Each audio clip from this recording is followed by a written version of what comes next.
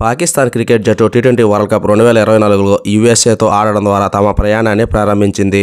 దీనిలో సూపర్ ఓవర్లో ఓటమిని ఎదుర్కోవాల్సి వచ్చింది. ఈ పరాజయం తర్వాత సూపర్ 8కి చేరుకోవాలన్న ఆశలకు కూడా ఎదురుదెబ్బ తగిలింది.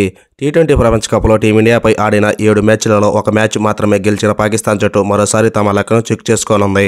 ఈ రికార్డును చూస్తుంటే జూన్ 9న అనగా ఈ రోజు న్యూయార్క్లోని నసావు కౌంటీ క్రికెట్ స్టేడియంలో జరిగే ఈ మ్యాచ్లో పాక్ జట్టు ఎంత ఒత్తిడికి లోనవుతుందో అంచనా వేయవచ్చు. అయితే భారత జట్టుతో మ్యాచ్ అంటే ఒత్తిడిలో ఉన్న ముగ్గురు పాకిస్తాన్ ఆటగాళ్లు ఎవరో ఒకసారి మనం తెలుసుకుందాం. నెంబర్ 1 బాబర్ అజం. పాకిస్తాన్ కెప్టెన్ బాబర్ అజం తన కెప్టెన్సీ పైనే కాకుండా అమెరికాపై నెమ్మదిగా బ్యాటింగ్ చేయడంపై కూడా విమర్శలు ఎదుర్కొంటున్నాడు. రైట్ హ్యాండ్ బ్యాట్స్మెన్ 43 బాల్స్ ఎదుర్కొని 43 రన్స్ చేశాడు. అయితే అతని ఇన్నింగ్స్ కారణంగానే పాక్ జట్టు భారీ లక్ష్యాన్ని నిర్దేశించడంలో ఫెయిల్ అయింది. ఇప్పుడు భారత్ పై వేగంగా మంచి ఇన్నింగ్స్ ఆడాలని బాబర్ అజం పై ఒత్తిడి ఉంటుంది. నెంబర్ 2 మహమ్మద్ రిజ్వాన్. టీ20 ఫార్మాట్ లో పాకిస్తాన్ తరపున అత్యధిక రన్స్ చేసిన ప్లేయర్స్లలో wicket keeper batsmen Mohammad Rizwan ఒకరు. టీమిండియాతో జరిగే ఈ మ్యాచ్లో అతడిపై జట్టు అభిమానులు భారీ అంచనాలు పెట్టుకున్నారు. అమెరికాపై రిజ్వాన్ బ్యాట్ నిశ్శబ్దంగా ఉంది.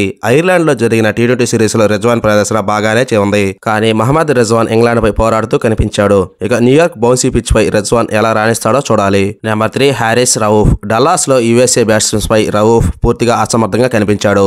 అతను తన 4 ఓవర్ల స్పెల్లో 37 పరుగులు ఇచ్చి ఓ వికెట్ మాత్రమే తీసుకున్నాడు. ఆ మ్యాచ్లో రవూఫ్ చివరి ఓవర్ చాలా ఖరీదైనదిగా మారింది. దాని కారణంగా మ్యాచ్ సూపర్ ఓవర్కు చేరుకుంది. యుఎస్ఏ పాకిస్తాన్ను ఓడించింది. ఇప్పుడు ఈ ప్రదర్శనను భర్తీ చేసేందుకు భారత్పై మెరుగైన ప్రదర్శన చేయాలని రవూఫ్ పై ఒత్తిడి ఉంటుంది.